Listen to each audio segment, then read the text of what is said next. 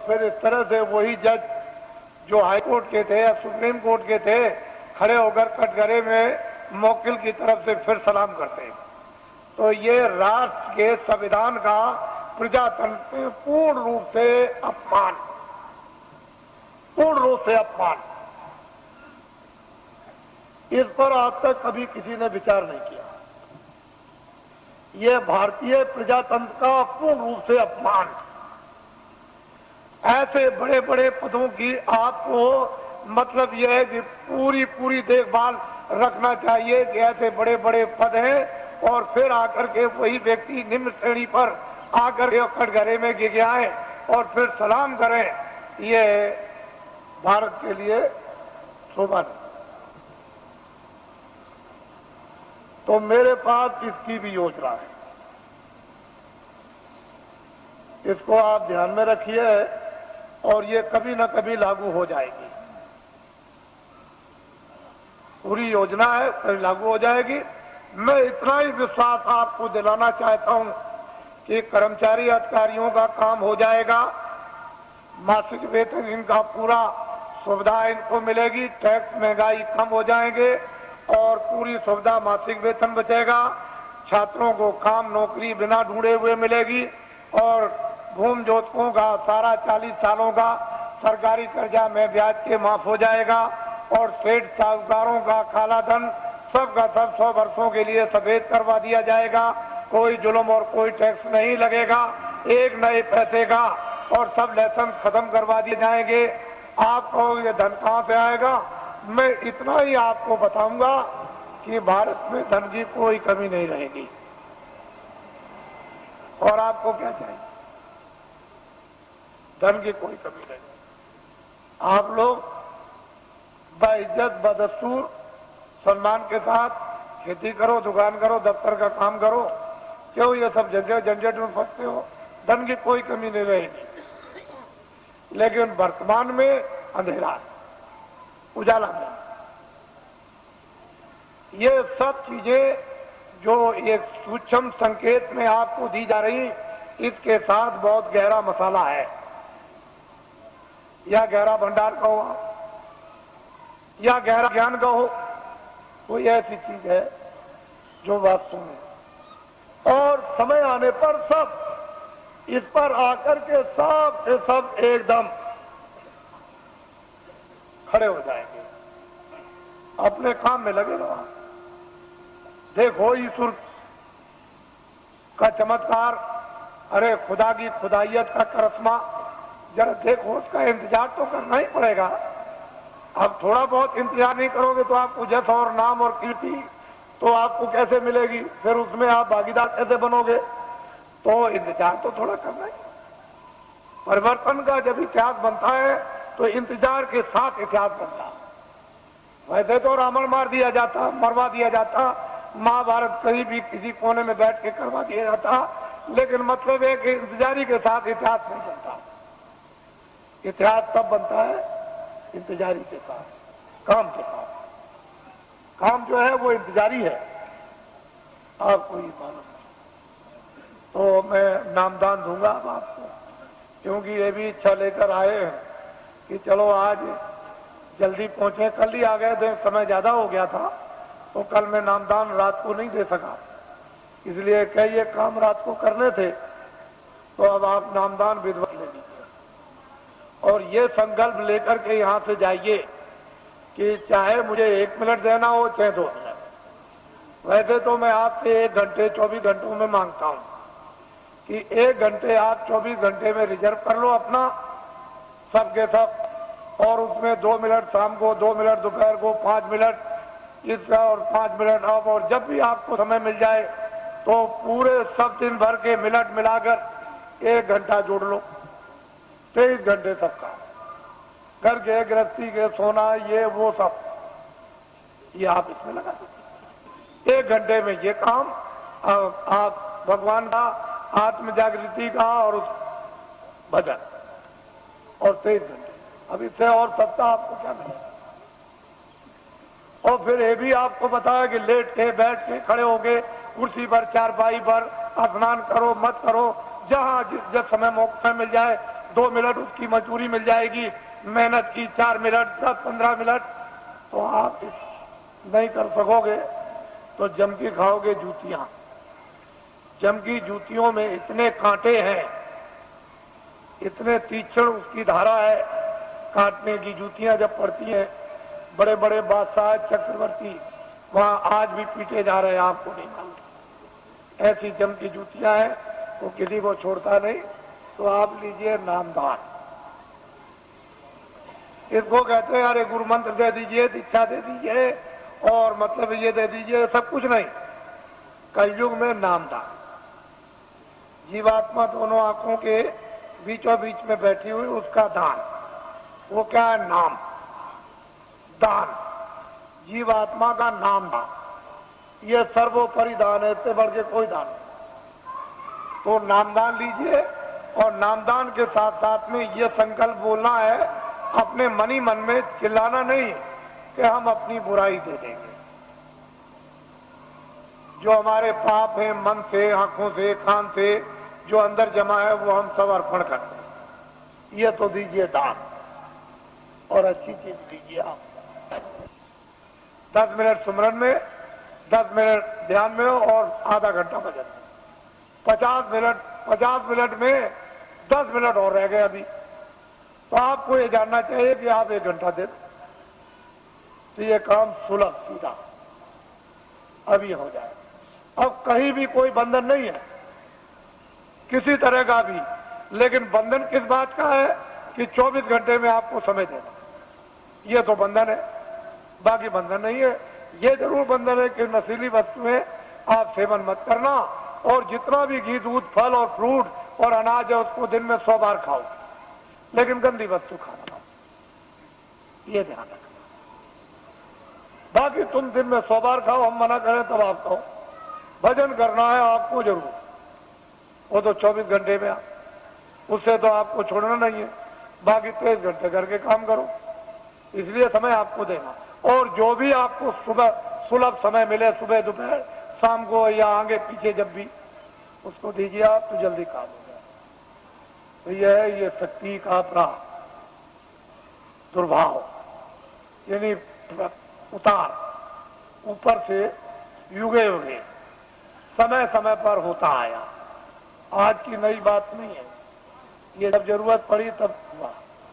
तो ये चीज आपको नामदान, अब टाट वालों को ये जिम्मेदारी दी गई है, जो पहले के नामदानी की इनको लिखा देंगे और इनको भजन बताएंगे, ध्यान बताएंगे, सुमरन बताएंगे। जब कभी आगे पीछे नाम को भूल जाए, रूप को भूल जाए, तो आपका कर्तव्य और दायित्व है कि इनको बताएं, और आपका ये कर्तव्य इनसे पूछ लें। लेकिन ऐसे व्यक्ति से मत पूछिएगा जो जानता ही नहीं, जिसको नामदान पता ही नहीं, उससे पूछने लगे वो क्या बताएगा। और फिर अपनी गोपनीय जो अंदर की चीज है, जो आंख से देखो कान से सुनो, वो तो टाट वाले को भी मत बताना। ये जो नाम याद कराएगा, भजन आपको बैठा के बताएगा और ध्यान बताएगा, सुमरन सिखाएगा, उसको भी देखा सुना मत बताना, उससे भी छुपा लेना। जितना छुपा लोगे उतने अंदर प्रकट, उतने ही उतरेगा, उतना ही खजाना खुलेगा, उतना ही प्राप्त होगा। अरे तुम क्या है, बड़े बड़े बादशाह जब इस वस्तु को प्राप्त करते हैं तो राज और पूरी सल्तनत पर, चक्रवर्ती राज पर लात मार देते हैं। ये कुछ नहीं है, और कहते हैं कुछ नहीं, राजा जनक लात मार दिया, वो कुछ नहीं समझते। बड़े बड़े इतिहास लिखे हुए हैं, ये तो कुछ और चीज है, ये कुछ नहीं है। वो चीज गृहस्थ आश्रम में यदि आपको प्राप्त हो तो इससे अच्छा और सुहाना समय कौन सा है। ये आपका स्थान है। आप साधना कार्यक्रम में भी आप बरसात में होगा, गुरु पूर्णिमा जुलाई के बाद, तो आप उस समय जो आस पास के हो और जो इच्छुक जिज्ञासु होते हैं वो आते हैं। 1 हफ्ते का कार्यक्रम चलता है, उसमें खामियां, उसमें गलतियां, उसमें करना न करना, उसमें बढ़ना न बढ़ना, जानकारी उसमें प्राप्त हो जाती है, ताकि उनको और प्रोत्साहन और उन पर दया मिलती है तो और आगे बढ़ते हैं। इस तरह से कार्यक्रम चलता रहता है। और मैं अभी जैसे ही 31 मार्च समाप्त होगा तो मैं अभी घोषणा करता हूँ दौड़ेगी। अब आप लोग अपना एक कार्यक्रम बनाएंगे। ये लोग कुछ मनाते चले आए, क्योंकि मैं 21 महीने, मैंने तो कभी कहा नहीं था, 21 महीने मुझे सरकार ने, यानी क्रोध में, मैंने तो कोई अपराध किया नहीं था, मैंने तो कोई आंदोलन, हड़ताल, तोड़फोड़, कोई अमानवीय काम हिंदू मुसलमान सिख ईसाइयों का, ये कोई जात पात का, ब्राह्मण क्षत्रिय वैश्य हरिजन, ये वो छोटे धोबिया और कोई, मैंने तो कभी किया नहीं। मेरे यहाँ तो कोई रगड़ा झगड़ा है नहीं, लेकिन भविष्यवाणी जरूर करता था। उससे सरकार मुझसे नाराज, और उसने इस नाराजगी में नेता लीडरों को तो पकड़ा ही, मुझे भी पकड़ लिया और पकड़ के जेल में बंद कर दिया। फिर मेरे ऊपर इतने बखेड़े लगा दिए, इतने झंझट लगाए उन्होंने, सामान लेने के, ये लेने के, जमीन लेने के, जानवर लेने के, इतने बखेड़े और झंझट खड़े कर दिए कि अगर मेरी जगह पर बादशाह भी हो तो खत्म हो जाए। ऐसे झंझट डरने खड़े, छोटे मुकदमे नहीं है, मामूली मुकदमे नहीं लगाए, इतने झंझट मुकदमों के लगा दिए। और मैं एक सामाजिक आदमी, जनहितों का काम करने वाला, मेरे ऊपर, जबकि मैं रात और दिन चिल्लाता हूं मेरा कुछ नहीं है, ये सब जनता जनार्दन का सब कुछ है। जब मैं खुले मैदान में ये कहता हूं तो मेरी भावना ही वही है, तो और लिखा पढ़ी क्या हो सकती। लिखने पढ़ने वाले तो रोज बेईमानी करते, रोज लिखा पढ़ी का दस्तावेज बदल देते हैं और झूठ झूठ बोल जाते हैं। तो मेरी जबान दस्तावेजी है, तो मैं जनहितों का काम करता हूं, तो मेरे ऊपर सरकार ने इतने बखेड़े। और कल मैंने ये बात कही है कि ये सब बखेड़े न्यायालयों में अब भी मौजूद हैं, लेकिन सरकार ने लखनऊ से नया फ्रेश गजट निकाल दिया। जो दस्तावेज मैंने जमीनें खरीदी नाम की उनका, और इतना आंखों से देखते हो कि ये बना हुआ फ्रेश गजट निकाल दिया कि जमीन एक्वायर की जाएगी। बताइए, और पूरा मथुरा को गजट कर दीजिए कि सब ये कारखाना मथुरा सबको भगा दिया जाएगा और यहाँ कारखाना बनाया जाएगा, सब मकान तोड़ दिए जाएंगे, मंदिर और मस्जिद सब तोड़ दी जाएगी और यहाँ कारखाना बनाएगा। गजट निकाल दीजिए, क्योंकि आपको तो गजट निकालने का पूरा राइट और अधिकार है, तो निकालिए। तो असली चीज ये है, इसको समझने की चीज है, इसको समझिए। तो मुझे जेल में बंद कर दिया और जेल में बंद करके मुझे इस योग छोड़ दिया था कि ये कभी भी नाम नहीं लेंगे। लेकिन मैं तो ईश्वर विश्वासी आदमी, मेरे पास ऐसे सेठ साहूकार भेजे गए कि तुम हवाई जहाज ले लो, एक ले लो, ये जमीन क्या है, तुमको हजारों एकड़ तुमको जमीन दे दी जाए, एरोड्रम बनवा दिया जाए। मेरे पास बड़े बड़े सेठ आए और उन्होंने कहा कि हम सब कुछ सेवा करने को तैयार हैं। हमने क्या करेंगे, कह लगे जो आप जितना चाहे धन हम खर्च कर देंगे। तो मैंने कहा एक काम कीजिए कि अयोध्या में, मथुरा में और यहाँ और हरिद्वार में और नासिक में लूले लंगड़े अंधे बहरे ये तमाम रहते हैं बेचारे गरीब, जिनके पास कपड़ा और खाना नहीं है, तो मैं बताऊंगा कि कंबल, अनाज और रोटियां और ये दवाएं ये सब तुम ट्रक में ला दो और चलो मेरे सामने बांटो। कह लगे ये काम नहीं हो सकता, ये काम नहीं हो सकता। तो हमने कि भाई ये काम नहीं हो सकता तो ये भी नहीं हो सकता। क्यों कि राजद्वारे साध जन, राजाओं के दरबार में 3 लोग जाया करते हैं, राजद्वारे साधन 3 वक्त को जाएं। साधु जो है 3 चीज को जाते हैं, के मान, के माया, के मीठा की चाह, या मीठा के लिए, मान के लिए, धन के लिए। तो इनमें से तीनों चीजें हमको कुछ नहीं चाहिए, ना मीठा चाहिए, ना मान चाहिए और ना माया चाहिए। अब बोलिए अब आप क्या चाहिए? कह लगे तब फिर ये, तो मुझे लालच दी गई। मेरी जगह पर अगर कोई आदमी होता और तो बिल्कुल सराबोर हो जाता, लेकिन मैं तो एक सिद्धांतवादी, छोटा मोटा आदमी, एक सेवक, मैं तो भगवान में विश्वास करने वाला। मैं तो जानता हूं कि जब ये किराए का मकान है, ये किराए का मकान है, तो क्या तुम संतुलन लेकर, मकान लेकर, क्या मैं ये जमीन लेकर जाऊंगा? अरे जो काम कर रहा हूं मानवता का और आत्मा का, जो हो जाए उसे मुझे कोई खरीद नहीं। कोई हिंदुस्तान में माई का लाल ये पैदा नहीं हुआ जो अपने धन से बाबा जी को खरीद ले। तुम कभी ये धोखा मत खाना, बाबा जी चाहे तुम्हारे आदेश से आश्रम छोड़ करके चले जाएं जो जनहितों का है, लेकिन हिंदुस्तान में मुझे अपने पैसे से कोई खरीद नहीं सकता। इसको आप हमेशा ध्यान में रखिए। बाकी मैं सबकी सेवा करता हूँ, सबके लिए कल्पना और प्रार्थना भगवान से सबके भलाई के लिए करता रहता हूँ। कोई भी हो जनमानुष, इसमें हिंदू मुसलमान की क्या बात, वो तो मैं करता ही रहूंगा। लेकिन कोई अगर चाहे कि भाई इस तरह से मैं खरीद लूं तो खरीद नहीं। ये मैंने इसलिए कि ये लोग इसका एक उत्सव मनाते हैं। आज 23 जनवरी है, ये 23 मार्च को मुझे जेल से, दिल्ली जेल से छोड़ा गया। तो वैसे तो कागज पर तो कहीं नहीं मिलता है कि बाबा जी ने बेड़ियां पहनी हैं, लेकिन बाबा जी को जेल में डकैत और चोरों कतलियों की तरह से बेड़ियां पहना दी थी। जब मैं बंगलौर में भेजा गया तो वहां पूछा वहां के आईजी से और सुपरिंटेंडेंट से कि भाई हमको क्यों बेड़ियां पहनाई, तो उन्होंने खुद आकर के कहा कि कागज पर तो आपका कुछ नहीं है बेड़ियों के संबंध में, क्या वहां की उत्तर प्रदेश की सरकार आप पे बहुत नाराज है। हमने कहा अब आप समझ लीजिए, नाराज इसलिए तो कि किसी तरह से हमारे बस में आ जाए। और बड़े बड़े अधिकारियों को भेजा जेल में। अरे भाई क्या करते हो, ये क्या है। जब 23 जनवरी को छोड़ दिया तो मुझे इस हालत में छोड़ा था कि बाबा जी न तो अपना धर्म उपदेश करेंगे, न कर्म उपदेश करेंगे, न बाहर जाएंगे और भाग जाएंगे, अब दोबारा नाम नहीं लेंगे। लेकिन अब तो मैंने इतना जनमत तैयार कर दिया कि किसी राजनीतिक पास और किसी धार्मिक के पास इतना जनमत देश में है ही नहीं, इतना जनमत नहीं है। जब मैं जेल के अंदर था और उस समय पर आपने कुछ समय के बाद जब अभियान छेड़ दिया था कि जेल भरो आंदोलन, और 20, 25, 30 हजार आदमी चले गए जेलों में, और वो देवियां जो अपने बच्चों को, यानी आज पैदा किया बच्चे को उठा के और शोर से चली गई जेल में, और वो बेचारी जो बच्चा पैदा होने वाला जो आज ही कल में जेल में चली गई और बच्चा जेल में हुआ।